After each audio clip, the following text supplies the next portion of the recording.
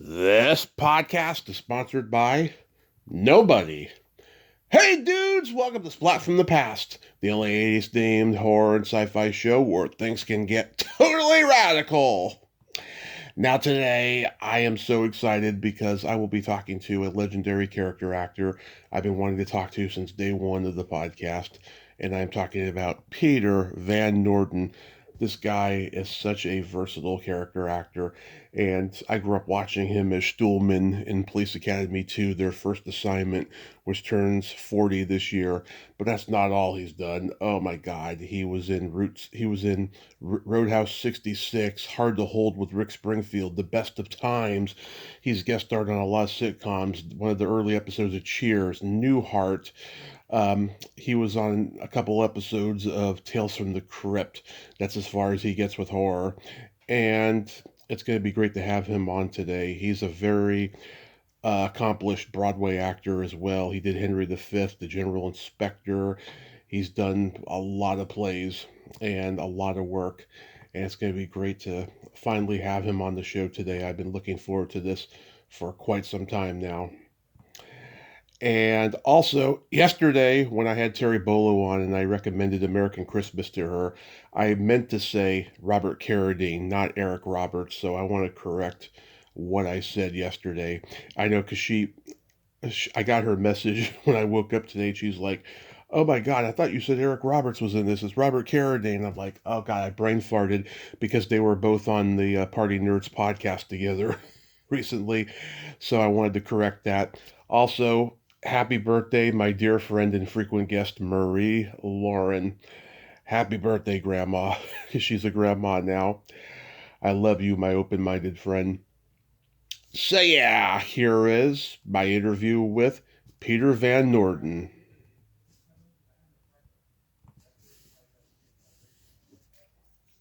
Hey, Peter, welcome to the show, sir. How are you today? I'm doing very well, thank you. Happy to be on. Yeah, I've been a fan forever. I can't tell you how much this means to me. Thank you so much. I'm glad I finally found the time to do it.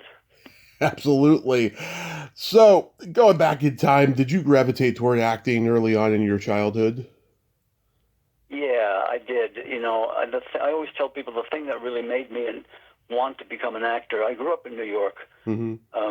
and my parents took me to Broadway musicals when I was a kid. Yeah. And seeing Bobby Morse do How to Succeed Mm-hmm. in business without really trying, that's the thing that really sort of. I looked at him and I thought, look what that man does. He makes people laugh. He makes people cry. He makes people love him. He makes people hate him. What a powerful tool to have. And I think I was drawn to it ever since then. I was probably like 11 when that happened. Wow, so you saw him and you were just like, yeah, this is what I want to do. Yeah, yeah. I said anyone who can have that kind of effect on people, emotional effect on people, that's a very powerful tool. Absolutely. So, did you get involved in school plays and community theater right away? I did. I did all the high school musicals when I was in high school. Mm-hmm. And when I was in college, I did a huge amount of theater. There was no theater department where I went. I went to Colgate University, upstate New York, and there was no theater department. There was an English department that was very active in the theater. So I did a fair amount of theater there, and ended up graduating college and going 2 years to the neighborhood playhouse with Sanford Meisner. Sandy was my teacher in New York. Yeah, so like, yeah, I've talked to a lot of people who studied with Sanford Meisner, and he was not an easy teacher from what I gather. But like, what did you learn from him that you still use to this day? When I went into the playhouse, I had done a lot of theater. I knew that I was good at it. Mm-hmm. I didn't know what it was. I didn't know what acting actually was. What is it that I'm trying to accomplish? And the process that Sandy gave to me, gave to pretty much everybody that he worked with, really taught me how to approach acting when it was difficult, when a character was causing a problem, or when you just weren't connecting with a character as deeply as you felt you should. He really taught me what this thing called acting, which he described as reality of doing under imaginary circumstances, which is a pretty good definition for acting. But he really taught me what that was and how to get at it when I needed to. He would always say that if 75% of the role isn't really easy for you to play, probably the wrong role for you. Because if you need to do more than 25% that you don't really feel good about, you're in trouble. Yeah. Did you have any classmates we would know? Mary Steenburgen was there a year ahead of me. Rusty Russ, who's an actor, who's worked quite a bit in film and TV. He was a year ahead of me as well. Those are the big names from those 2 years. Peter Gennaro, Michael Gennaro, Peter Gennaro's son. Peter Gennaro, famous choreographer.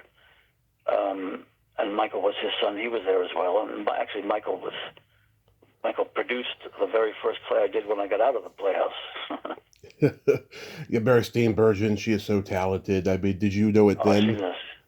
She's amazing, and we all knew it right then and there. She had a very special talent. Yeah. Did you get to do a play with her? No, I never worked with her. She was a year ahead of me, so she had her own group of people she was working with. Yeah, it seems like, back then, because there was no internet, it was a real community and there was a lot of camaraderie. Like everybody knew each other and everybody hung out in each other's circles, and that's all gone today, That's really the truth. That's the truth. We were a family. My 2 years at the Playhouse were still some of my closest friends because we were very much bonded in trying to learn what this thing was called acting and trying to figure out if we could have a career in it. Yeah, and back then, pretty much everybody you could make a living being an actor. Yeah, we all knew it was tough even back then. Make a living as an actor is a dream. Yeah. I tell you, most actors simply don't do it. The percentage of people sort of, if you just go from film and TV and the Screen Actors Guild, Screen Actors After Guild, the people who actually make a living off of just acting is probably between 1% and 2%. Yeah. It's very rare. Absolutely, especially now. I'm seeing so many actors, that are young that emerge, and I'm like, God, what have they been? What have they been in? Because I don't see much on their resume. Like, how do they make their living? It's crazy. You did. Come harder and harder. The nature of the business has made it harder and harder. Our residual structures have been sort of decimated because of cable TV, so it's very hard to make money through residuals. Right. And it's how hard it is to book any kind of job. It's math. The odds are against you. There's several hundreds of people for every single role. Right. So it's a difficult thing to do. Right. I always tell people, really, you want to get into acting, it's a vow of poverty. Because most people don't make a living doing it. And it's too hard. Right. I've been unbelievably lucky in my career that I've been able to do that. It's probably, I think, my most proudest of as an actor. Do you think there was more work? Do you think there was more work? Do you think there was more work then than there is now? So I don't think so. Well, I don't know. That's hard to say. It's hard whenever. I think it was probably hard 200 years ago. I don't. The business has changed in the way that things are cast and the way things are approached. Social media is such an indication of somebody's fame now. It's very hard to sort of even get an audition that's in person. Everything is on tape. That's a whole new thing that was really sort of concretized during the pandemic, and people have stayed with it. So you don't really meet the people you're working with. That's a big difference, They have to make a decision whether they think I'm okay to work with, but I don't get a decision on them. So that's changed. That's a difference. So that's harder, I think, in a way. The business keeps changing. Here's the thing. We are storytellers. we've been storytellers since we were cavemen. Right. That never changes. We are Right. storytellers. The way we present stories has changed radically, and it's changed radically in my lifetime. With streaming and with cable TV and different ways. I mean, we know how difficult it is to just go to the movie theater now and see a movie. People don't want to get up off their couch, and they can screen it at home. Right. So theaters are in trouble. Movie theaters are in trouble. It's Because the way we present, the media that we present our stories in keeps changing, it keeps updating, and it keeps changing, and it keeps getting easier right. for the public to do it. And so that's a big change. And also, too, the only movies you see in the theaters now are like those Marvel movies. You don't see a movie that has a real story anymore. Exactly right. People are, film producers are very reticent to put money into films that aren't big action adventure films where they think they're going to make their money back on. Some do, some don't. But a simple story about people's lives, it's very hard to make your money back on those things at this point. You did Henry V. Was that on Broadway? It was part of Shakespeare in the Park, in Central Park. Oh, okay. I did my first 2 years. I was still in the Playhouse when I did the first year. I did Sam Waterston's Hamlet, and then the second year I did the Henry V with Meryl Streep, of all people. Meryl Streep. The whole cast was great. Yeah, she was Catherine. Yeah, the whole cast was great. Clarence Felder, I've had him on. Philip Bosco. It was an amazing cast. Phil Bosco. Yeah. Joe Bova. Stephen Lang. Steve Lang. The first 5 plays I did in New York, Steve was in. It's like we ended up in the same play every time. So Steve remained a good friend. Bill Sadler, Bruce McGill, J.O. Sanders, Tom Villard, rest in peace. God, that's a great cast. Yeah, I mean, it was a dream come true as a young actor. It was my first job out of school, and to be hooked up with so many great character people, it was fantastic. And I'm sure as these people, became, more and more successful, you said, wow, I worked with that person years ago. I say it every day of my life. Oh, look who's there. I worked with him. I worked with her. Every single day I see somebody. Yeah. Then you did the General Inspector. That was like your breakthrough, right, in terms of getting film and TV work? So that was the second Broadway show I actually did, Mm-hmm. at Circle in the Square. The first was Romeo and Juliet. I did a production of Romeo and Juliet. The Inspector General I did, that was my second Broadway show. And that's when things people started to take me more seriously. People started to go, oh, this guy keeps doing theater. He's done 2 seasons in the Park. He's done now 2 shows on Broadway. Well, we should bring him in on stuff, Yeah. So yeah, it opens up a whole new path. A working actor is a very special thing to be. Yeah, Max Wright was in that play. He was great. I remember him from Alf. What was he like to work with? I loved Max so much. I still love Max. We became friends at one point. we sort of traveled together. Another friend of ours had a family member who died, and Max and I drove out to New Jersey from Manhattan Mm-hmm. to go to the funeral. And of course, Max, who is exactly the character that he plays on Alf, Yeah. totally discombobulated in the most humorous and fabulous way. We got to the funeral when it was just over. He got so lost. He got completely lost. Yeah, his Malvolio in 12th Night with Helen Hunt at Lincoln Center. Not Malvolio. His Andrew Aguecheek in 12th Night. I mean, he was brilliant, just brilliant. Yeah, I mean, there's a famous story that he became so frustrated with Alf that he tried to strangle him. So I'm not surprised. I'm not surprised he was that guy in real life. I wouldn't put it past. Yeah. In New York, you got to do a couple Troma films, Squeeze Play and Waitress. I'm a huge fan of the Troma films, and they're horrible, of course, but they're hilarious. What were your experiences like on these? Well, they were the very first 2 feature films that I'd ever done. Mm-hmm. I was not even a member of the union when I did them. They were very, very silly. Yeah. And my characters were pretty broad. But, I worked with people, with Lloyd Kaufman and his brother, who later became a friend of mine. His brother got out of the business and opened a very high-end bakery in San Diego. That's Lloyd's brother. Yeah. So I see him every once in a while. But working with Lloyd, because Lloyd knew what he was doing. He knew the Troma brand. Yeah. He knew what to do, what to look for. So I learned a great deal from that, an unbelievable amount from that. I played a mounted cop in the second one in Squeeze Play.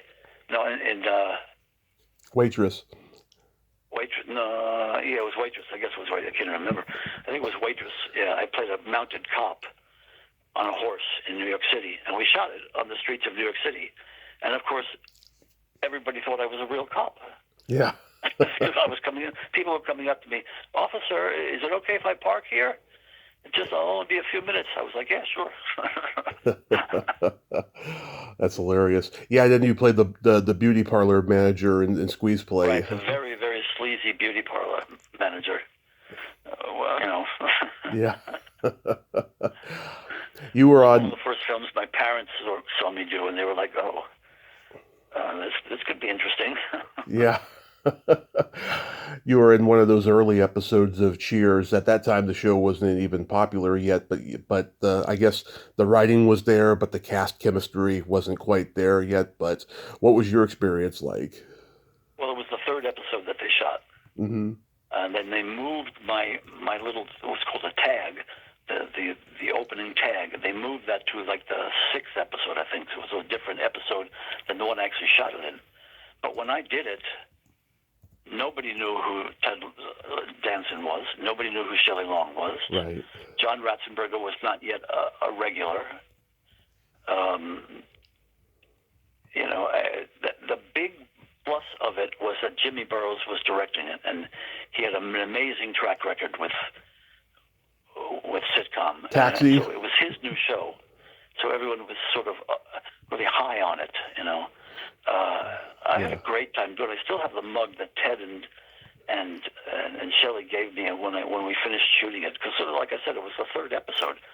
Nobody knew what they had. Nobody knew if it was going to be any good. Nobody, and Nick Colasantos was the coach, and everything changed after a while.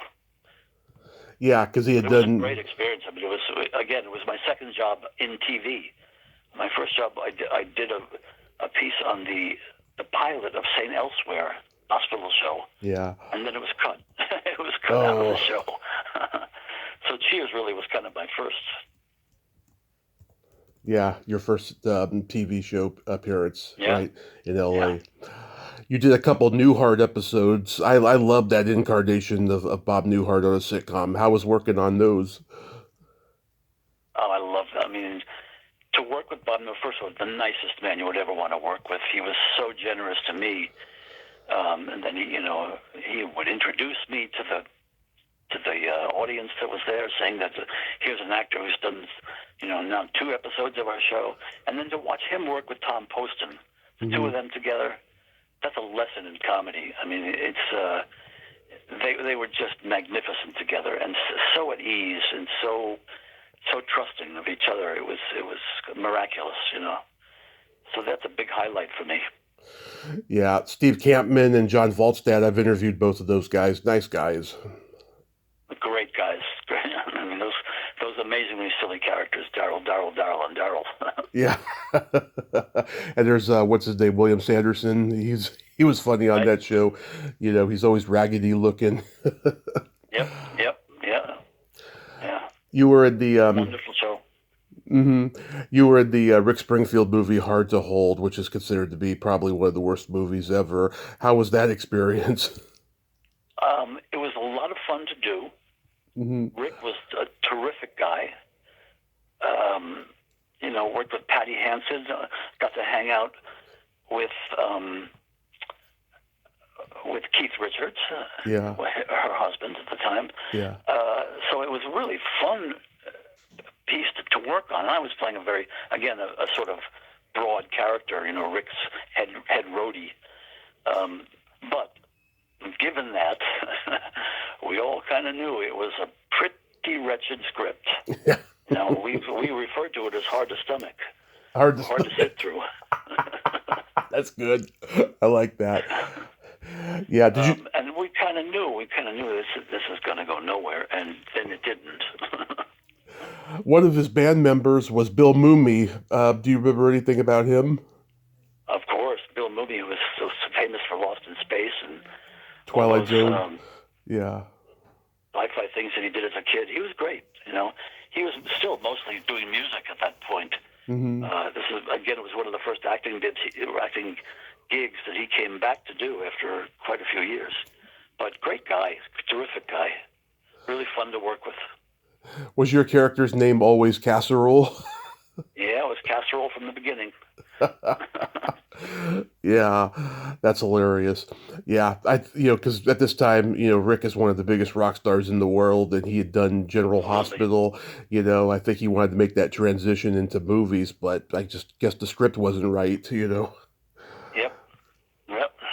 That's sad. I think Roadhouse 66 is a very underrated movie. It's like Rebel Without a Cause meets The Blackboard Jungle with a little bit of Route 66 mixed in. I just think it's a fantastic little movie. Was that fun to make? It was really fun to make. It was Judge Reinhold's first or second movie, I think. It was Willem Dafoe's first movie. All these guys, none of them were stars at the time. So working with those guys was a kind of a treat, Yeah. Alan Autry, who's a crazy person and really a delight to work with. The two of us were the bad guys in that one. I turned into a good guy though at the end. Yeah, you but do. It was really, really fun, and I had a lot. When you work on a feature film where you have a reasonably decent role, you have a lot of input. So I was the one that turned that character into an opera singer, because I trained as a singer in New York. I'd done a lot of musicals in New York, and so I said, what if one of his sort of weird little traits is that he sings opera? And the director was like, yeah, let's go with it. Let's try with it. So it's kind of throughout the film. Yeah. Alan Autry, ironically, he did, I think, the 4th episode of Cheers, around the same time you did that episode. It was an episode right. where he's Sam Malone's old teammate who comes out as gay at a press conference at the bar. He's a hoot. I had a really good time with Alan Autry. He was a real hoot. And Kevin Major Howard, too. Kevin Major Howard was the other bad guy. Yeah, he just passed away, I found out. I know. It's horrifying. Yeah, that's sad. Yeah, Defoe, he had just played the bad guy in Streets of Fire, but I don't even think it was out yet when you guys were filming. Right. Yeah. Nobody knew who he was, And again, just a really good guy, just easy to work with, very pleasant, very committed. It's great. Yep, and Kate Vernon, that's John Vernon's daughter. She's in it. Kate Vernon, I think, was one of her first films, too. Yeah. Yeah, it's a lost gem of a movie, I feel, but I'm glad it's streaming on Tubi now, so. Good, I'm glad too. Yeah. I remember when you were on Three's a Crowd, you played the strange new neighbor who's obsessed with political causes. I love, people ask me who's the nicest person you ever worked with, and the first person who comes to mind is John Ritter. Yeah. John Ritter was the most supportive, most amazing guy. My first day on the set, I walked into the room where we were shooting, where we were rehearsing, and there was nobody in there except me and this guy standing at the end of the room, 25 yards away. And it was John, and he said, oh, I heard about your audition. I heard you were fantastic. We're going to have a great time together. Mm-hmm. Let me show you around. And he took me around the studio. He took me to lunch that day. At the commissary. One of my favorite stories in the world is John Ritter and I walking to lunch at the commissary at KTLA in Los Angeles. And as we're walking there, this older couple, an older woman and her husband walking behind her, were walking towards us, and she saw him, and she got all flummoxed, and it was like, oh my God, oh my God, and she was trying to go through her purse to get paper to write an autograph for us. She was like, oh, you're my very favorite actor. You're my favorite actor in the world. And as her husband came up, she said, look, honey, it's Jeff Bridges. Jeff Bridges. Which John took the piece of paper, signed to my fan, so-and-so, love, Jeff Bridges. He signed it, Jeff Bridges. That's hilarious. And we walked away, and he turned to me and he said, I wonder if Jeff Bridges ever gets mistaken for me. But John was, oh gosh, what an amazing human being. Just loved him to death. And that role was really fun. You know, they wanted to bring me back on that role. I left that role to do Police Academy. And they wanted me to come back and keep playing the neighbor, but of course the show got canceled. Right. Yeah. Mary Cadder Red, I'm probably the only person who's ever interviewed her on a podcast. There were some quotes. There were some quotes nice that there were some quotes that she said in the interview that ended up on her Wikipedia page, and I was so happy about that. That's fantastic. Yeah. And Gail Edwards, she slaps you in the episode. Yes, Gail. Gail was a friend of mine through my very best friend in the world is an actor named Ernie Sabella. Oh, yeah. Ernie he's done so much stuff, right? He's my closest friend, and he went to college with Gail. So there was a connection with Gail even before I worked with her. I knew her before I worked with her. So that was really fun. It was really easy because we had known each other. I just interviewed Ernie's ex-wife, Lily Newcomb. Really? Yeah. Yeah, she lives up in Oregon. She's got like her own, or she did have her own, like, clothing line for a while. Yeah, I know. Yeah. Yeah. Small world. So, yeah, since I was 3, I have been a Police Academy aficionado. I had all the movies on tape. I watched them over and over again. I loved Bobcat. He was like always been a hero of mine. So absolutely. I can't tell you how well I know the movies. How did you come to be cast as Vinnie Stuhlman? Interestingly enough, I was doing a play in Los Angeles, and one of the women who was the director of Hard to Hold was a man named Larry Pierce. He was Jan Pierce. Jan Pierce is a very famous opera singer at the Met in New York. Larry was his son. And Larry had an assistant that knew me from Hard to Hold, and she knew Jim Signorelli, who was the original director on Police Academy 2. Yeah. And she brought Jim Signorelli to see the play that I was doing in L.A. And the character was not as broad as Vinnie Stuhlman, but close. He was sort of this guy who loved to eat. He was the guy who, everyone would say, Vinny, why do you eat so much? And he would say, because food tastes so good. So anyway, he saw me do that play, and that's really the thing that got me hired to do Police Academy. Yeah, it's interesting. Donovan Scott, who you later worked with in The Best of Times, he played Barbara in the first Police Academy. Right, and just like Stuhlman, he was a heavyset guy with a dog. Like, do you know if, like, the role was meant for him to be Barbara again or anything like that? Not that I know of. Yeah. I think did Donovan come back in the later episodes? I can't remember. No, he didn't. That's always been a mystery as to why he didn't come back. Yeah, I don't know. I'm not sure. I see him every once in a while. Yeah. I should ask him that. Did I replace him and didn't even know it? Yeah, he's a great guy. Yeah, he's terrific. He looks like Santa Claus. Yeah, he played Santa Claus, I think, not too long ago. Yeah. Yeah, I've always loved the character, eating the Nestle Crunch bar with ants, and that was my idea, actually. I put that idea into it. Oh yeah. We were walking down the street. We had a little scene that we were playing. Steve and I had a scene together, and I said, "What if I find like a candy bar to eat here or something?" And then it sort of progressed into like, "Yeah, be covered in ants, and they'll offer it to Steve." But that was sort of done on the spot. Yeah, it's brilliant. You and Gutenberg had great chemistry. Did you two get along really well? Very much so. Very much so. And Steve has come to see some of the plays that I've done, like in New York and stuff. Yeah. So I see him, not often, but every once in a while, and it's a real bond that we have together. That those police academy people, they got very close. Oh yeah, I'm friends with David Graff's widow, Kathy, and she's I know. she's still in contact with all of them. Yeah. Yeah, one of the great tragedies of that is losing David so young. Yeah, he was great in everything that he was in. Yeah, he was fantastic. Yeah, I love it when Gutenberg's given his little, give us a second chance speech in the classroom. You're trying to take a bite out of the banana, and he keeps pushing it from your mouth. Again, that was something that I said, what can I eat in this scene? I said, eating something. Well, Steve is pontificating. And the banana, of course, was like perfect.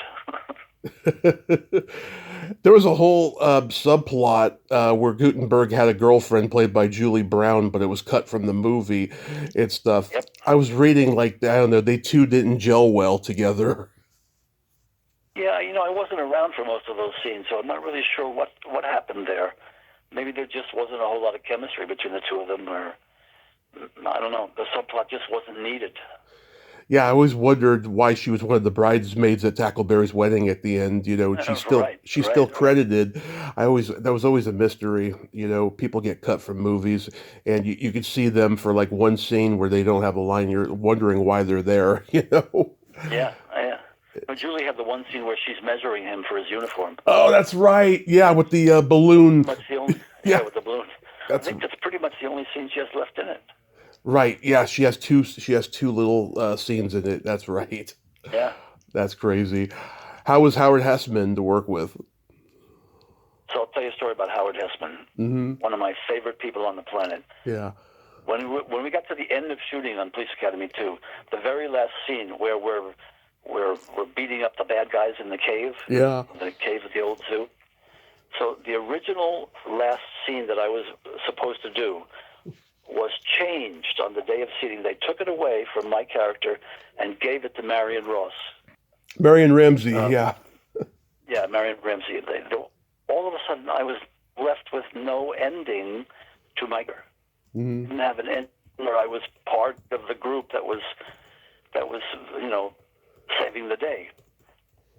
And I sort of walked into the makeup trailer, and I was like, wow, this is kind of weird. As Howard saw me, and he said, what's up? And I said, well, they just cut me out of the last scene. I don't have a last scene in this movie now. It doesn't make sense to me. And he was like, oh, well, hang on a second. And Howard and I went to Paul Maslensky, the producer, mm-hmm. and to Jerry Paris, director. And we said, we feel like there's something not finished here, that this character doesn't have an ending to it. And Howard said to them, he said, you know what, I'm going to hang out after I finish shooting, and I'm going to take second unit and go shoot something. I don't know what it'll be, but I'll shoot something that will be an end scene for Vinnie Stillman. Mm. And I thought, oh my God, this man, he just totally went to bat for me. And we did that. We went off to a part of the cave, and that's where the bad guy steals the candy bar from me, and then I punch him out. Yes. And at the very end, that was Howard Hessman directing that scene. Say to have something, to have me save the day at the end of the film. So Howard Hessman, to me, this is a prince of princes, just a terrific guy, terrific, very, very caring of other people, and always out there to help. Yeah, allegedly he turned down to be in further sequels. I don't know why, but that was a little mind blowing. I just don't know if it was that kind of material sort of was what he wanted to do at that point. Yeah, probably not, and he probably just didn't want to do it. And plus, he was doing the head of the class at the time. Right, he was the head of the class, and he had other stuff to do. How was working with Art Matrano? What a hoot. What an absolute hoot. Art Matrano. The scene where he gets his hands stuck in the gel in the shower. Mm-hmm. Yeah, with the resin. Yeah, the epoxy resin. Yeah. He was in the shower naked. He was actually naked. Yeah. And he did this thing where he turned his male genitalia into all different like characters and different settings and somebody was filming it. So somebody thought, oh, we should film this, but we were rolling on the floor. It was so absurd and so hilarious. But he had no qualms about doing it whatsoever. He was the true comic. Yeah. He would do anything to make people laugh. Just a really sweet man. Had that terrible, terrible accident when he fell off a ladder. Oh yeah. And it stopped him from working for quite a few years. But he was just an endearing, wonderful, wonderful man. He really made us laugh in between scenes. He was he was great. You guys all just look genuinely laughing, like you just can't control yourselves. And like Winslow, he's barking like a dog. Yeah. That's hilarious. I mean, it was fun, and there's a lot of improv in those movies. Oh yeah, there's a fair amount of improv. Yeah. A lot of the guys come from improv that are in it. Yeah, absolutely. Tim Kazurinsky and a bunch of those guys. I mean, Howard, who came from improv, and so they were very comfortable with it. I interviewed the girl that was in Bobcat's gang, Monica Parker, and she told me that Jerry Paris would just lose his temper whenever someone's wardrobe was a little off kilter, and that when you guys were filming at the old zoo cave, everyone had their wardrobe off kilter on purpose so that he could yell action and then cut, and then they're all like, surprise. I do remember that. Yeah. That's great. That was the kind of cast it was, though. We played tricks on each other and just having a good time. Yeah, you guys had a scene at the Blue Oyster Bar. That was hilarious. Yeah. With Bubba, yeah. The guy, the quiet genius, Bubba Smith. He was just a great presence on any screen. He was just showed up and it was like, whoa, there's Bubba. I love the lamp store, of course, with Tim Kazurinsky and those hoods. And you yell, "Are you in here?" And Gutenberg's like, "Vinny, they are in here. They can't tell us." Yeah. And I love it when you and Gutenberg and Hessman, you're in the bar after they've been fired, and you say, "We got to do something that Beretta would do." Which is ironic because you worked with Robert Blake in Blood Feud. I did indeed. Yeah. Robert Blake introduced me to a very famous place out here, Pink's Hot Dogs. Oh yeah, Pink's Hot Dogs. It's been around for 100 years or something. And I had recently been out from New York. When we did Blood Feud, it was one of the first things I did. And somehow we got talking about New York hot dogs or something, and Buddy Blake said, "I'm taking you to the best LA place for hot dogs," and he took me to Pink's. Nice. So was there any talk about you coming back in the other sequels? Not really, not that I know of. I think they moved on from Vinny. I think maybe they had enough of him. I don't know. But I was never really contacted about it.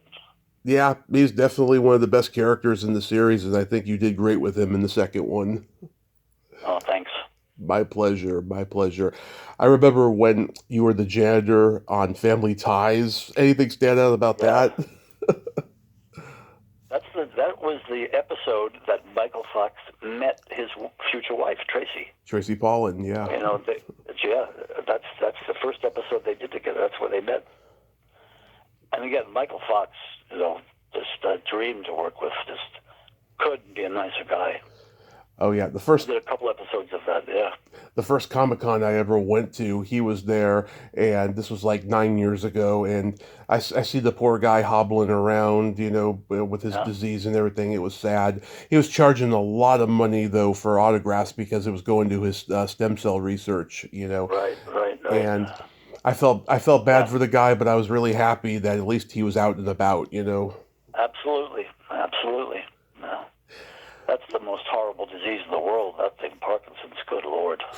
The worst. How was the Best of Times experience? It was, I have to say, Robin Williams was the funniest man I've ever worked with. Mm-hmm. But he was bipolar, You know, he was clearly bipolar, even at that time. When he was on to an extent that in between shots, the cameramen couldn't shoot. They were shaking so hard with laughter from all of his antics between shots. They couldn't hold the cameras still. He was that funny. He was amazingly quick and sharp and unbelievably funny. And then for a day and a half, he would sit in the corner and just sit there and do nothing. But what a talent! I mean, good Lord! I mean, he changed the face of comedy in many ways. Oh yeah. I mean, God, nobody could be Robin Williams. I mean, I've seen a lot of comedians have his style, especially the ones that he was friends with. Nobody's Robin Williams. But nobody can be He opened the Robin. door for stand-up comics to go into film. He really opened that door wide. Especially in that generation, too, Absolutely. When you think about Belushi and well, so many guys, Yeah. who went from stand-up into film. Paul Reiser and there are probably 24 of them. Yeah, a lot of Bobcat, of course, too. He was close. Yeah, Bobcat, without a doubt. He was close friends with Robin. Yeah. And, God, yeah, he must have been just cracking everybody up all the time. And Kurt Russell was probably serious most of the time. Kurt Russell was the guy who took care of everybody because it was a very difficult shoot. We shot this football game out in the town of, where were we? I think Oxnard or something. Taft? I think we were out in the town of Oxnard shooting the scene, but we were under rain machines on an ankle-deep muddy field, and it was freezing cold. We shot it all at night, so we were there from midnight till 6 in the morning, and people were just freezing cold. And it was Kurt, actually, who made them bring in heaters, these big, giant space heaters with a tent that we could go into and warm up. Yeah. So he was the guy who took care of people, Kurt. Just, again, he cared about the people he was working with. He was very, very supportive. Great guy. I love it when they're in the locker room before the game. Tony Plana says to Robin, "Are you Catholic?" And Robin says, "At the moment." That was a great script. I loved that script. Roger Spotswood directed that, the English director. Right. But boy, the original script, which was, oh my God, I'm blanking on his name. Who wrote it? I could look it up. Durham. Oh, Ron Shelton? Ron Shelton, thank you. Yeah. That's Ron Shelton's script, and Ron Shelton did second unit on Best of Times. He was shooting second unit. But that original script, because it dealt a whole lot with the townspeople, all the crazy townspeople who got behind this football game, they ended up cutting a lot of that just for time purposes and stuff like that. But it had a deep, and look at the people they got to do it: Emmett Walsh and Carl Ballantyne. Just unbelievably fantastic people to play all these townspeople. Yeah, I know Carl's daughter Sarah. She's great. Yeah. Yeah, it's a great movie, and it's very underrated. And I think that movie is underrated. I really do. And Spottiswoode, he was married to Holly Palance at the time, who's in the movie. Yep. Yeah, and Pamela Reed, she's great in everything she does. Right, Pam Reed, a wonderful actress who I also knew from New York. The Accused is also a great movie, and we just lost Jonathan Kaplan. What was he like to work with? He was every actor's dream to work with. Every actor said, if I do a film, I want to do it with Jonathan Kaplan. He got more out of actors than most other directors ever dreamed of. He just had that knack of deepening your character and very gently doing it, very sort of off the cuff, just making choices that were always more interesting than you figured they could be. Like I said, people just wanted to work with Jonathan Kaplan.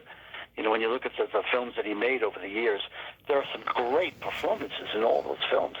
And a lot of that is him. He was another one who looked like Santa Claus. And he was a protege of Roger Corman, too. Right, of course. He came out of the whole Corman school. Yeah, this is the movie where Jodie Foster had to prove herself as an actress after being a child star, and And she did in a big way. She won the Oscar. yeah, oh yeah, and she went even further with Silence of the Lambs like a year or two later. Yep. Yeah. Yeah. You worked with another great British director, Peter Yates, on The Innocent Man. Right. I had done what I had done. I had done The Accused, of course. So they saw me as a lawyer Hmm. in The Accused, and they went in actually to read for a different role than Innocent Man. And they were like, "Hey, wait a minute! You're the guy from The Accused who played the lawyer. You could be Tom's lawyer, Tom Selleck's lawyer in our film." And that's how that happened. It was like they saw me as a lawyer, so they hired me as another lawyer. Yeah, you had done mostly comedy, but now here you were doing drama on film. Right. Right. I mean, even your role in Roadhouse 66 was like a comedy relief role for a serious Yeah, film. it was definitely. You Yeah. know, The Accused was a serious role. right, right. And so The Accused and Innocent Man, those were like your entry into Right. a drama Right. film. Yeah, I remember when you Well, were on. Uh, I had done so much drama and comedy on stage. right, My whole background is a theater. I'm a theater actor, and so it wasn't alien to me in any way. of course. A lot of contact with dramatic works, a lot of classical theater mostly. I remember when you were on Life Goes On. I heard that show could be difficult because Chris Burke's disability prevented him from remembering lines, and I guess Patti LuPone had to stand up for him sometimes. Yeah, you had to be careful with Chris. Hmm. He's a special talent. It was trying to use an autistic kid to play an autistic kid. Yeah, So yeah, there were difficulties in it, but I got to work with Bill Smitrovich, who was a good friend, and I think terrific, and Patti LuPone, of course, yeah, Diva yeah. LuPone. Yeah, it was just, and I did like 8 episodes of that, so they were like another little family to me. Yeah, I remember that first episode you were on where you guys are having the high school reunion picnic, and I'm trying to Yeah, remember. Jamie Cromwell and a Yeah, lot of great people. I'm trying to remember. Do you guys play field football or something in that Yeah, episode? we, Yeah, we were playing field football, and it was a reunion of teams that got together and wanted to beat each other, and of course it turned into a romp. yeah. And there's tension between Cromwell and Smitrovich, which comes to a head Yep, eventually. Yeah, yep, I remember that yep, episode. It's a very sad, very sweet episode. yeah. And of course, I remember you from the Naked Gun 2.5, The Smell of Fear, and that opening. God, that's so hilarious. So working with the brothers, with the Zuckers. two of them, the Zucker brothers, are just, that was a dream because, by that time they had done quite a few things, and if you're drawn to that kind of comedy, you wanted to work with the Zucker brothers, and they were just terrific. And again, just very open to any ideas that you had. I was playing John Sununu, who was sort of this bad guy, and I had all this crazy dialogue to memorize, and they would just like, go with it, have fun with it, just go as far as you can with it, And of course, working with Leslie Nielsen, Yeah, again, one of the funniest men on the face of the planet. I know. Just a joy. I know, and no one knew it for years because he was doing Oh, just absolutely. drama. Yeah, He was always the serious, the heavy. yeah. But he was just a brilliant comedian, brilliant. I watched Forbidden Planet recently for the first time in years, and he plays the lead in it, with Walter Pidgeon, and I was just like, Right? God, he even back then at 30 years old, like he could just command a performance, and Absolutely. it's a silly sci-fi He had it. movie. Yeah, He showed up on the screen, and you paid attention. yeah, it's a silly sci-fi movie, but I don't know, he just sells it to be a pretty good movie. Yeah, yeah. And John, Forbidden John, Planet. Forbidden Planet's based on Shakespeare's The Tempest. that's right. And two different productions of. So we all sort of talk about Forbidden Planet all the time. That's a great, yeah, that's a great play and a great movie. John Rourke as Bush. Oh my God, he really became Bush. I felt more so than Dana Carvey on Saturday Night Live at the time. You know, I mean, you guys must have just tried to keep from laughing the whole scene. Yeah. Um, it was just fun. We just had fun, you know. Was that character you were doing like based on Kissinger? You remind me of him in that. I've played Henry Kissinger 6 different times in my career. Hmm. For some reason, Henry Kissinger follows me. I did him on that show, the sci-fi show, and then I've played him in different plays. I did a play called Nixon's Nixon, and I did another play that was based on the Pentagon Papers, where Kissinger shows up. So Kissinger's been like a part of my life. So I don't know why, but he's really fun to play. By the way, because Yeah, he's so odd. You know, the odd voice and yeah, and the sort of the fact that he could suck up to Nixon. yeah. Yeah, him and Sparrow Agnew both were very strange guys. Yeah, indeed. I was working with Andy Griffith on Matlock. Classic. Hmm. You know, it was a double episode. Um, at the time, I'll tell you, at the time I was going through a medical crisis. I was on dialysis actually when I was Wow, shooting that episode. It was a double episode of Matlock, and I was actually on dialysis. And I would go from the dialysis ward wow. to the set to shoot this. And it was really that double episode that made me stop working until I got a kidney transplant. I got a transplant from my brother. God. But I realized doing that episode of Matlock that I should not have been driving myself anywhere because I was pretty much out of it. And it sort of, I realized the danger that I was in. And so I called my agent the day after I finished shooting that episode of Matlock. And I said, I think I need to stop for a while until I'm back together. And I didn't work probably for almost a year. And God, the thing that I came back to was the stand. God, I know what that's like. I was on biliary dialysis for a year after my car accident. It was a pain in the ass. I had to drain it out every couple hours and just Absolutely. make sure I tape it to me when I go in the shower. It was just awful. Yeah, it's Awful. awful. It is. It's awful. You never feel quite right either, you know. No. Keeps you alive, but you don't really feel well all the time. Yeah, I didn't need a kidney. Challenge. Yeah, I didn't need a kidney transplant, thank God, but it was just a pain in the ass, and I hope I never go through it again. Yeah, absolutely. Me too. You did a couple Tales from the Crypt episodes. I remember the one you did with Martin Downey Jr. Right. I got to call Martin Downey Jr. a dickhead. Yeah. Yeah. Yeah, that was really fun. I mean, and the second episode I worked with was with Catherine O'Hara and Oh, Peter McNichol and Wesley Mann, who I've Peter interviewed. McNichol. Yeah, Yeah. and Joe Mahar was an idol to me, an English actor who I knew from the stage. Really great people. Great people. Yeah, that was a great show. How about Family Matters?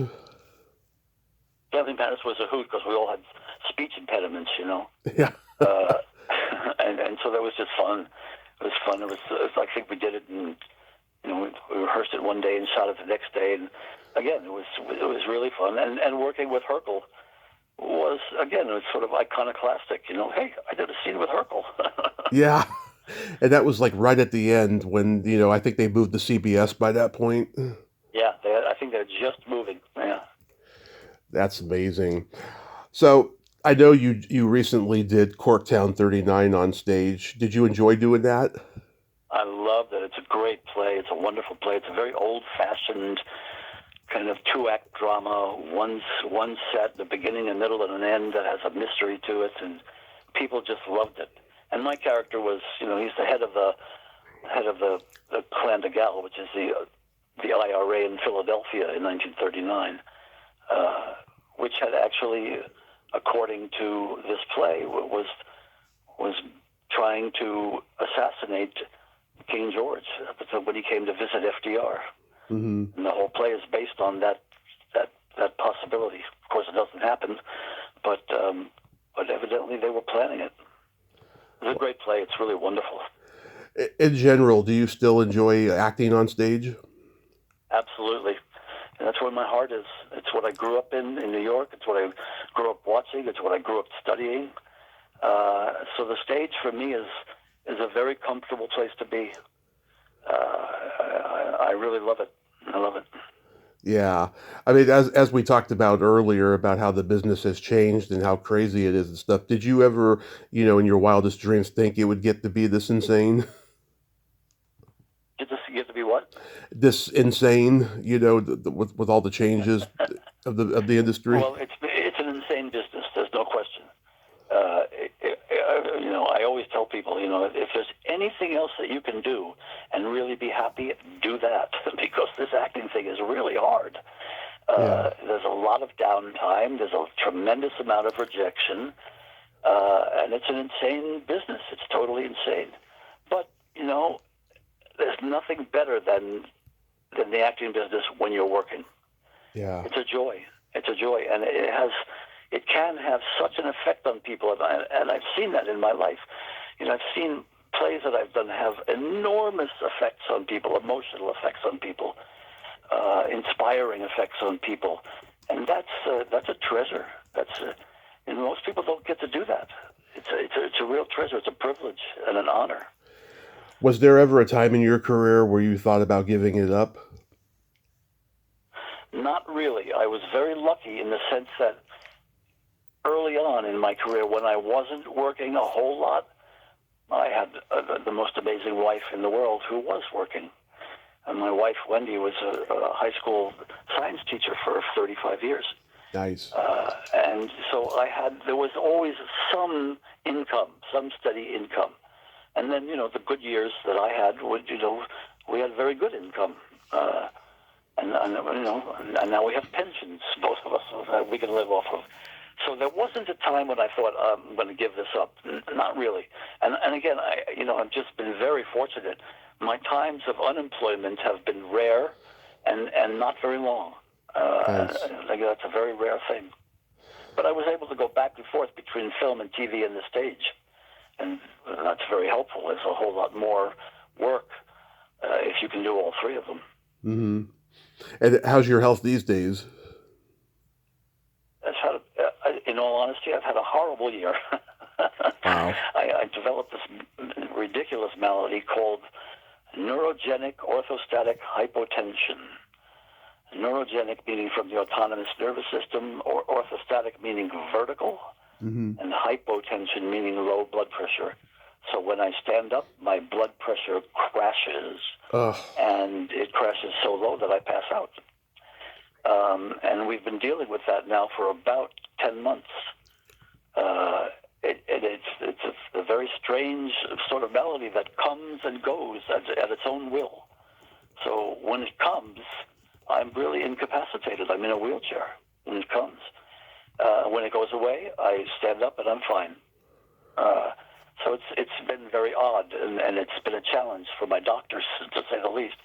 But we're dealing with it, and right now it's gone. So it's a good time.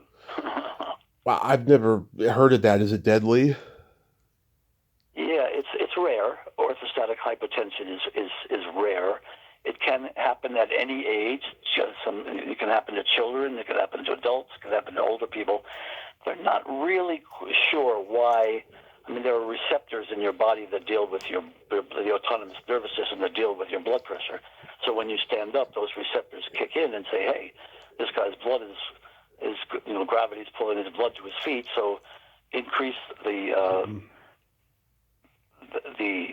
blood pressure in your veins, in your arteries, and increase the heart rate so that the blood gets up to your head and to your lungs."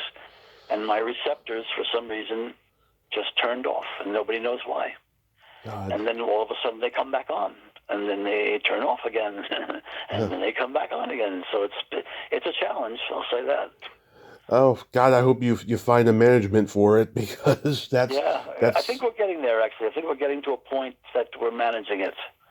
Good. But it has been a long journey and a crazy journey, ridiculous. Good. But I Good. think it's pretty good right now. That's good. That's good. So what do you got coming up that we can look forward to? Nothing really, because of this malady. I've sort of backed off on taking anything that. I don't want to get into a stage of hypotension in the middle of shooting something or in the middle of rehearsing a play. Mm-hmm. So I've basically kept people at bay. But I'm just right now getting back to the point where I think in January or shortly after that I'll be able to do stuff and feel confident about it. So we'll see what happens. There's a theater company out here I work with a lot called the Antaeus Theater Company in Glendale. Nice. Fantastic theater company that does a lot of classical work and some new plays. And I've done a fair amount of work for them. So I think that there's probably something for me there in the coming year. We'll see. We'll see how I'm doing physically, and hopefully it'll all work out. Did it give you any trouble during the play? During Corktown? Oh, no. The Corktown is when it was first starting, Okay. when I was doing Corktown, and I could manage it. I was lucky, actually, because my character in Corktown was sitting down most of the time. And when you have hypotension, it doesn't affect you as much when you're sitting or when you're lying down, only when you're standing. So I was able to do Corktown without much struggle. People knew that it was happening and that I was dealing with it. I had been 5 weeks in the hospital before I started rehearsals for Corktown. So they were aware of the fact, but I was able to do the play without much difficulty. Thank God. Yeah. That's the last thing I've done, though. That after that, it got really bad again, and I've sort of backed off on doing anything. Wow. Well, Peter, I thank you so much for coming on today, and I hope you're... A pleasure. Reliving my career. Yeah, and I hope your health gets back on the upswing so you can do stuff. And until then, I hope you have a Merry Christmas and a Happy New Year, and You too, be safe. my friend. You too. So glad I got to do this finally. It was a pleasure. Awesome. Thank you, sir. Take care, my friend. Take care, sir. Bye-bye. Bye-bye. Well, there you have it. Peter Van Norden. Ain't he a cool dude? Oh my God, what a nice man. Great storyteller. I'm so glad that we finally got to do that. It's funny hearing him now, and just all this wisdom that he has now and all these great stories. It's just so wonderful. Oh my God, I got to talk to Vinny Stuhlman from Police Academy too. It's amazing. And I hope his health gets back to the way it should be, because he's a talent, a genuine talent, and a national treasure. Well, until next time, this is Tommy Throwback Kovac saying there's no shame in living in the past, because the present sucks. Later, dudes!